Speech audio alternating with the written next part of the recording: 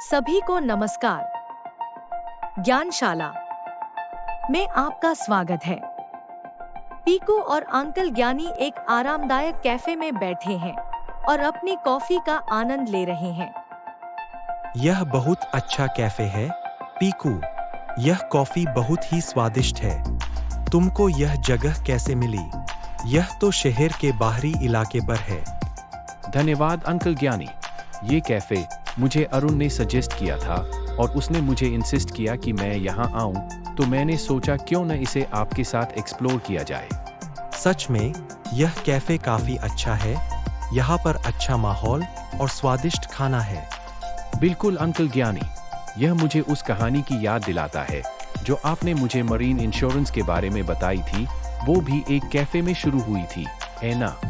हाँ पीकू, तुम बिल्कुल सही हो।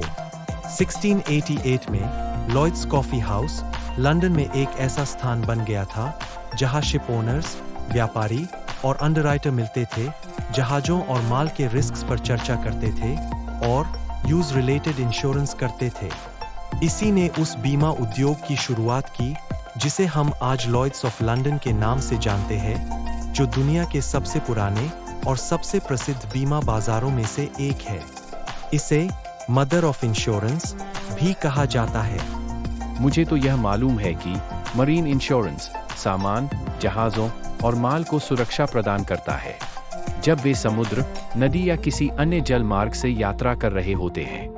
लेकिन इसके आगे मुझे ज्यादा जानकारी नहीं है। इंटरनेशनल बिजनेस में जब सामान भेजा जाता है तो आमतौर पर बायर और सेलर के बीच एक कॉन्ट्रैक्ट होता है। इनको टर्म्स अर्थात इंटरनेशनल कमर्शियल टर्म्स और इंटरनेशनल कॉन्ट्रैक्चुअल टर्म्स खरीदार और विक्रेता की जिम्मेदारियों को डिफाइन करने में मदद करते हैं।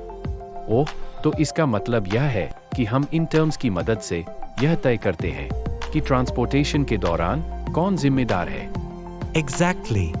इनको टर्म्स यह तय करेगा कि क्या सेलर जिम्मेदार है माल को बंदरगाह तक भेजने, शिपिंग का खर्च उठाने और यात्रा के दौरान रिस्क कवर करने के लिए, या फिर यह जिम्मेदारी खरीदार यानी बायर की है। ठीक है, अब मुझे समझ में आ रहा है।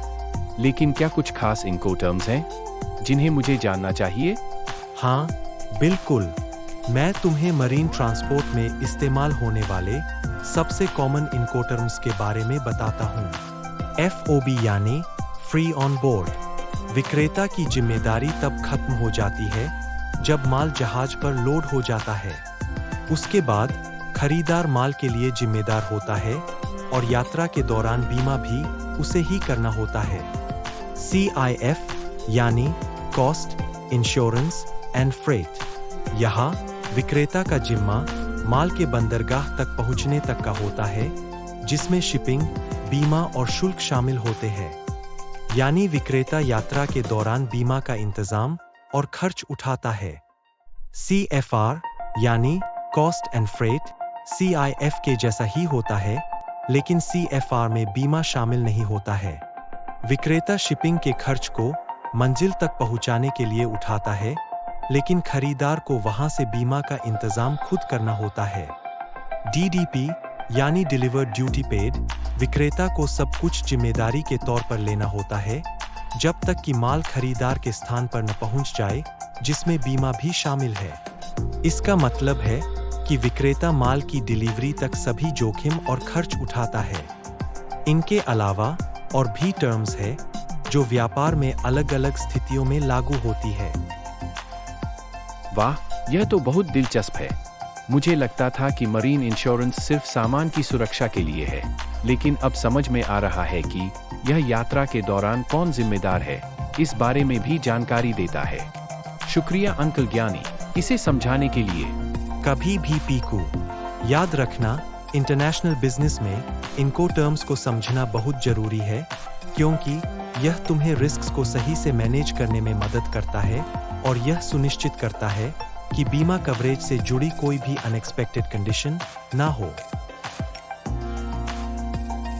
For more exciting content, stay tuned at Gyanshala via emails, WhatsApp and PB Partners portal every Wednesday at 3 p.m. PB Partners, एक रिश्ता भरोसे का।